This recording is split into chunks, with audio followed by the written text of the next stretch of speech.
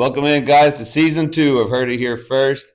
Back with Coach Flowers, head coach of the Taylor Ducks. Coach Flowers, last time we had our interview, we were talking some Taylor Duck playoff football. And if I'm being honest, that was probably one of the best broadcasts I've ever done as a football commentator. It looked like y'all were out. It looked like y'all had a tough first half. Y'all come back out, and I'm talking about Caddy Maravilla stepping up on defense. You had just everybody started clicking. Talk to me about that last game and how y'all showed up, man. Well, it was a tough one, and we didn't show up in the beginning, so Right, right. that was the issue, And part of it, I think, it was just guys getting their first chance of playoff experience, And we're playing downtown Austin. You see the big buildings. Somerset's a good team. Had a pretty good crowd there, and some guys, that was their first time being in that type of environment. Right. And it took a half, and I guess some choice words at halftime. Yeah. But those guys came back and fought, and fought like we know they can play. Right. That's the big thing. That was the disappointing thing about it, is like we knew we were a better team than that. Right, right. Than what we showed in the first half. Lots of mistakes, lots of drop balls, missed tackles, misalignments on defense. It was just a perfect storm in terms of on the bad end in that first half, and then the second half is everything that we planned, everything that we did. They did nothing different. Honestly, we did nothing different. Right. Like, we literally did not change the game plan in the second half. We said, hey, we're gonna go out and we're gonna do what we do. We're gonna execute. We're gonna make plays, and we end up making some stops, getting off the field. Offense drove the ball, made some big plays, and we had the opportunity in the end, man, and just ran out of time. Man, whenever there was a few big drops, there's probably some touchdown drops and everything. You don't have to elaborate, but just give me an idea of what that halftime was like and what was it that had those guys. I mean, they were sparked. They came out balling. Well, it's one of those things, when anybody is an adult, kid, anything, Right. when you know the expectation, you're not playing to your expectation, you're pretty upset at yourself. And the people who believe in you are upset as well, but they know you can do a better job. Right. It's no different than a parent with their kid. Right. My kid messed up, but I know you know better, and I know you can do a better job. I'm gonna get on your butt, and we're gonna get this fixed. Absolutely. And as a kid, if you respect your parents, you're gonna be like, I know I did wrong. I messed up. I'm gonna make it right. This is my legacy riding on this as well as my family's legacy. So, that's the type of mentality you have to have. That's everyday life skills, So. Absolutely. You lose a really big piece in Caddy Maravilla, who was a really great defensive tackle. You had a sophomore lined up with him and Landon Coulter playing a little defensive line, as well as you have great linebackers in Steven Rodgers, Kezion Simien. Talk to me about this defense and what we can expect out of this Taylor Duck defense this year. Okay. Well, the positive part about it is, we got a lot of that core coming back, with those guys you mentioned. Obviously losing Caddy is going to be big. It was defensive player of the year for, pretty much our district, or defensive lineman of the year for our district. It's 2 years in a row for it. Right. So, I mean, he's an excellent player. He's going to go do a good job over at Southwestern. Right. But with that core coming back, that's so positive in terms of we don't have to go through last year again. In terms of people being out on the field, first time playing in a playoff game, them not used to the intensity environment. We got some guys coming back who are used to that. Right. So, that's the exciting part about it. And on top of that, they can kind of, help with their experiences with the guys who will be playing, a new role this year. So. Right. Taylor loses a really good running back in Andreas Fisher. Been starting running back for the last 3 years. Great talent, but you got a great running back as well coming in this year, Mr. Eric Walker. Talk to me about what Mr. Walker will bring to this backfield. Yeah, man. Losing Tutu is going to be tough. Just Tutu's is a guy who can make a play happen. At the drop of a hat. And luckily, we gained Eric Walker, and he's going to do a good job for us. Just one of those things where he's an intelligent kid, National Honor Society. So he's going to do what we ask him to do, and be able to get those tough yards when we need it, and also make plays in the passing game as well. So I'm excited about that. Yeah, dude has really great vision. I was watching his highlights, and I'm like, over 8 yards a carry. Just a phenomenal athlete. Eli Lawrence did a great job stepping in for leading the Taylor Ducks to the playoffs. Second year in the playoffs for you, like you said. Then he graduates. Now there's some questions at quarterback. Who are some of those runner-ups that we may be looking at for your Taylor Duck quarterback position? Well, just when you bring up these old guys, the guys that they're old now, Yeah. and that's crazy to me. But man, just the job that he did, and people don't realize, man, he stepped in for us. I mean, there was a time where he wasn't going to play quarterback. Right. He wasn't going to play football, Right. just because he was just really into basketball. We convinced him to come out and just play JV ball, and then next thing you know, he works his way up to being a varsity starter. That's awesome. He was like a coach on the field. He knew where to go, and he just needed some experience and some time. And I think things went well for him. He ended up being an all district quarterback for us. But him being gone, these new guys are stepping in. We got Caleb Patricano. He's been with us for the past 3 years. He was a JV quarterback his freshman year. Got a little bit of playing time last year, started the Lago Vista game. And then we'll have Johnny. Johnny stepped in, started a couple games last year. He was just a freshman, just trying to make plays. Right. His head was spinning on Friday nights. We was like, just give him the ball and let him do what he do. Yeah. We'll have a eighth grader coming in with Jeremiah Caldwell, who has had success his whole career. And one of the better athletes, that's been around the past 10 years. But you got to know the offense as well. So all of them have their strengths and their weaknesses, and we're gonna go with whoever is gonna help lead our team to victory. Because sometimes you're not gonna need everything that a person does well, because it complements with the team. Right. If we want to come out, we feel the strength is the run game, and be able to get the run game going, also get quarterback run game in. We can think about that. If we want to throw the ball down the field, because we'll have some guys coming back who can make some plays, in the passing game. So we've got to make a decision on what we're going to do and what's going to be our identity, and move on from there.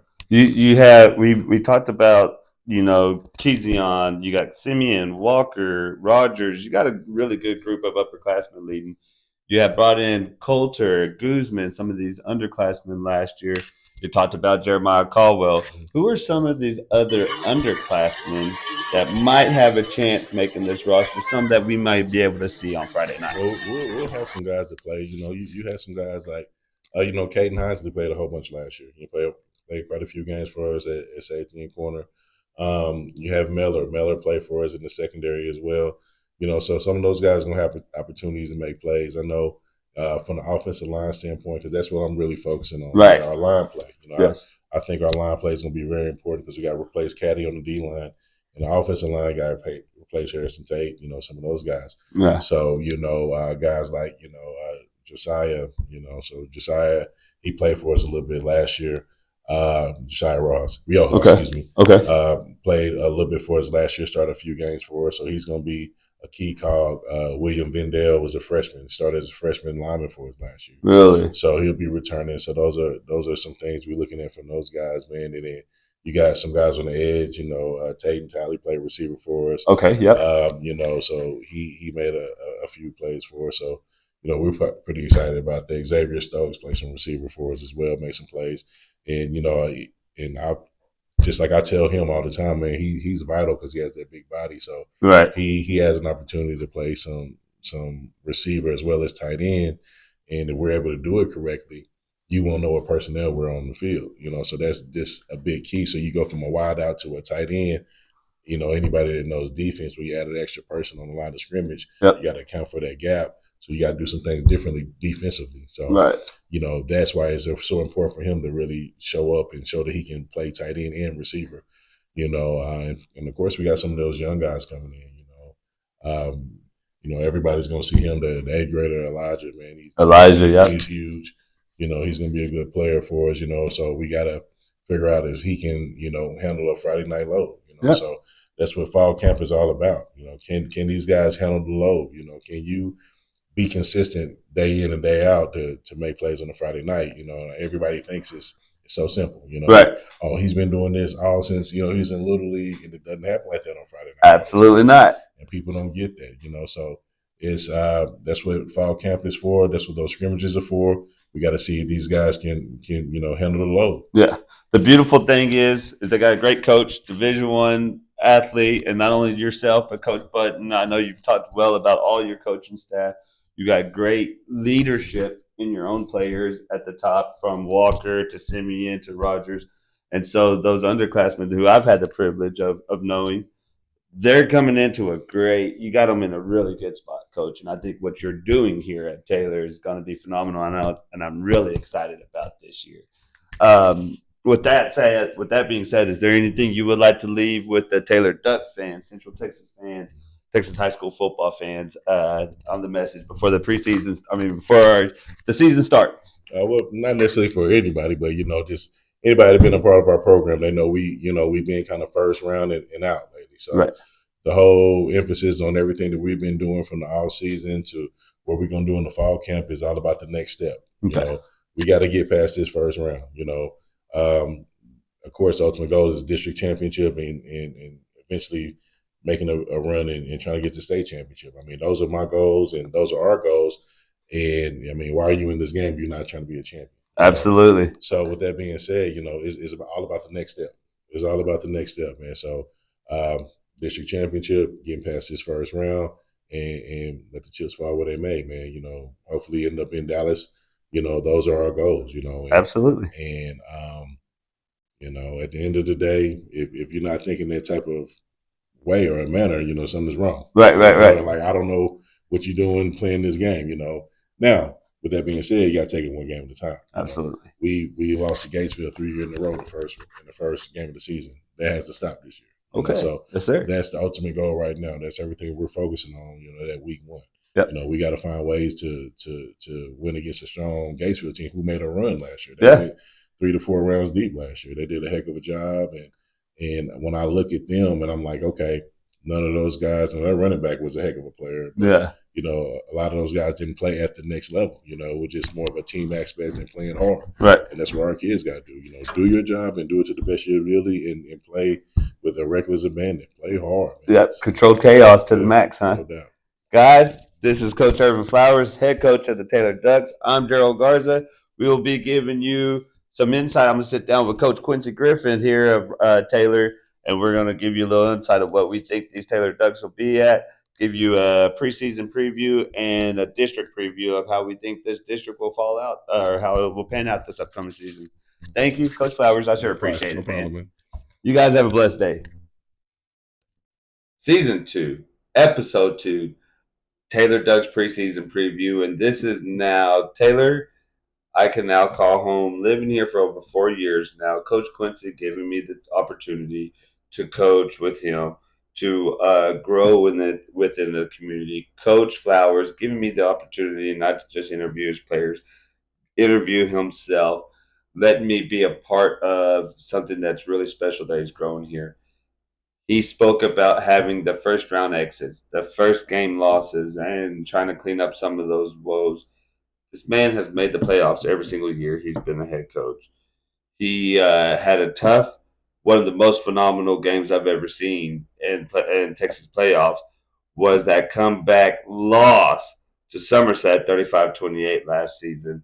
They have had great senior leadership, and once again, they'll have that in Stephen Rodgers, Kezion Simien. These two linebackers will be seniors this year, and they are guys that put in the extra work.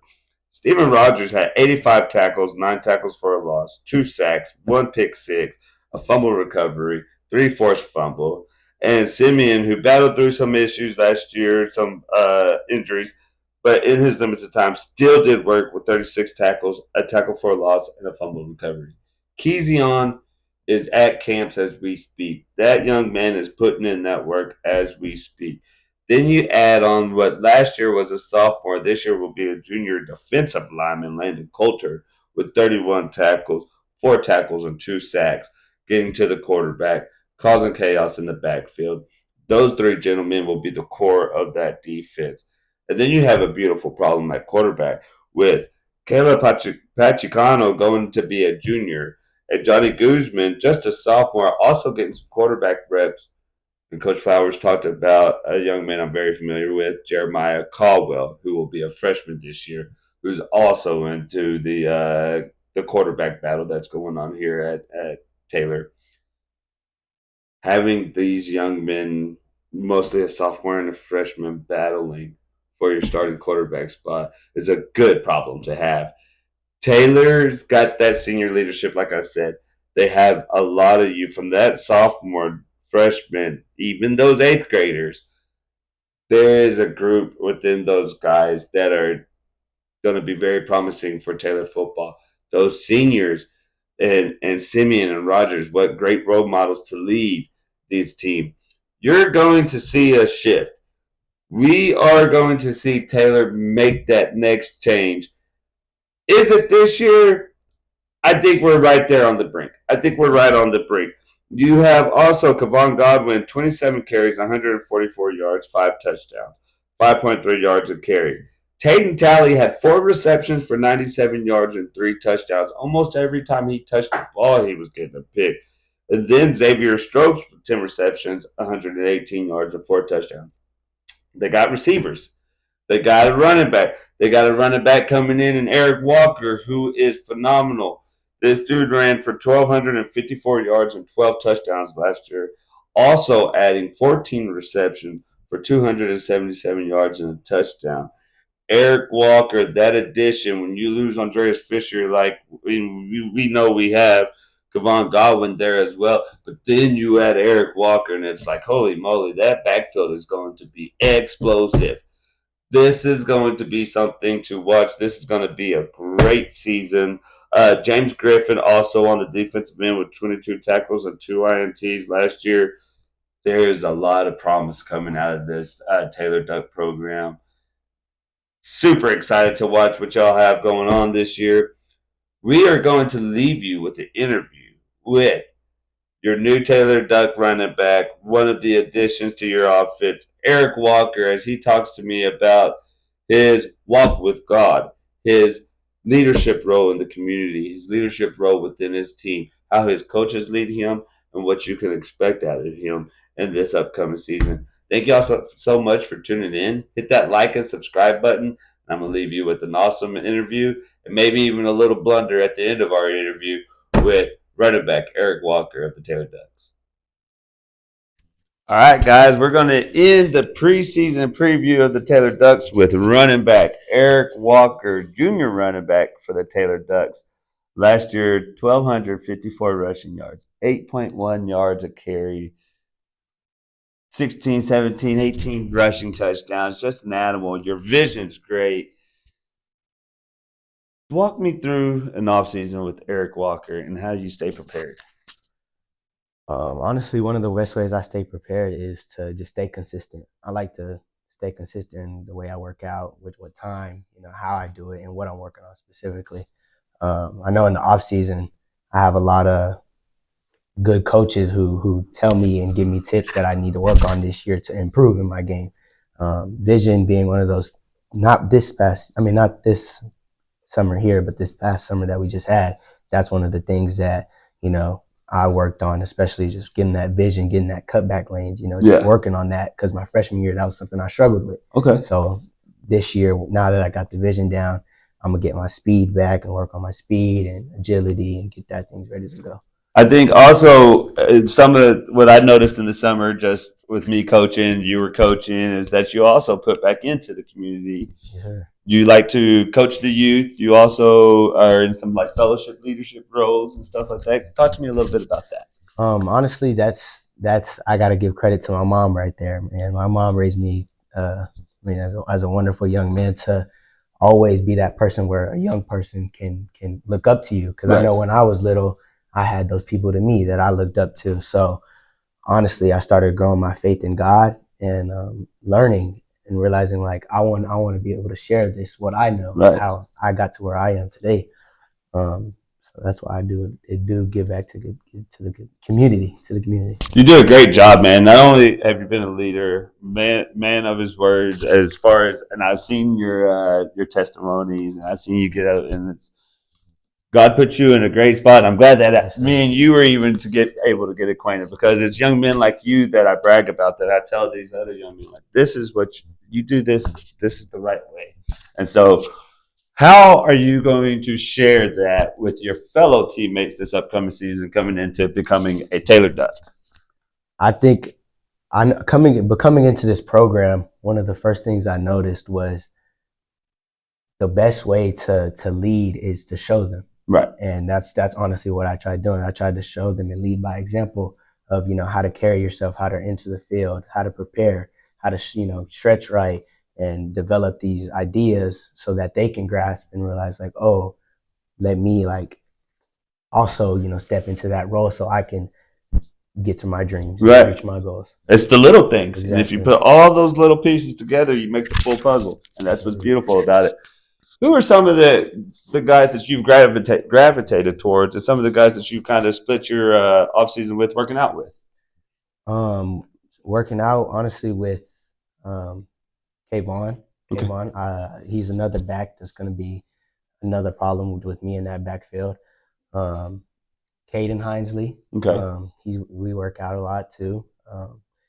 Honestly, I'm not gonna lie. This team that I've been around is honestly one of the hardest working teams that I've honestly been a part of.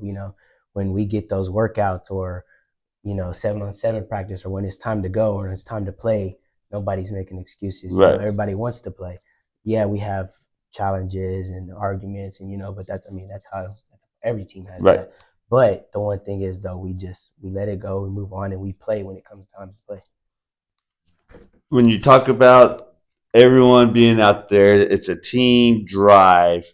It sounds like you've got some really good leadership at the top. Talk to me about your coaches, Coach Flowers, Coach Bunton, and some of the coaches that have really pushed you as you've grown here into the Taylor Duck football program. They pushed me in many ways, and one of the most ways that the Taylor coaches here have connected with me is they showed me that even without football, they were still supporting me, not only just as a young man, just as an individual. And not only that is when a coach is speaking to you, you can feel the passion behind it. Right. And with these coaches, you could tell like they wanted it just as much as you wanted it. Right. And that's something for me as a football player and as a competitor. Like I want you to have that same hunger, have that same drive. Yeah. Want to win. Yeah. And that's what some people are missing. Man, Eric, you get me pumped up just thinking about it. I'm super excited about this upcoming season. Coming into your junior season, you're here at Taylor. Who are some of the guys that you let me rephrase that. Who are some of the guys that in your past growing up, who are some of the guys that you kind of would mimic your game or you would say your game is most similar to? My game, I honestly say I run like Saquon Barkley, of course.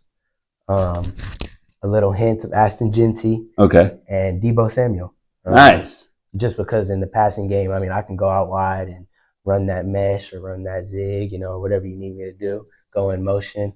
And then when I get in the backfield, if you need that 5 yards, I'll take it and go. Or if you need that outside zone, I'll take it and go. Right. And that's what I try to mimic my game best out of. And those three people right there that I named are the ones that give that, Heck yeah. All right, guys. Well, Eric, I appreciate you giving me your time, man. Is there anything you would like to leave with the Taylor Duck fans, Central Texas football fans, Heard It Here First fans? What can we expect out of Eric Walker this upcoming season? You can expect something that won't be forgotten. I love it. Eric Walker, junior running back for these Taylor Ducks. Guys, y'all, this is going to be the end of the preseason preview. We will have a district breakdown, some predictions, and everything like that. Prediction right now, this dude's going off this year for sure. Appreciate it, Eric. Yes, sir. Oh my God, that's so much loss. That's how we end the show. Y'all have a blessed evening.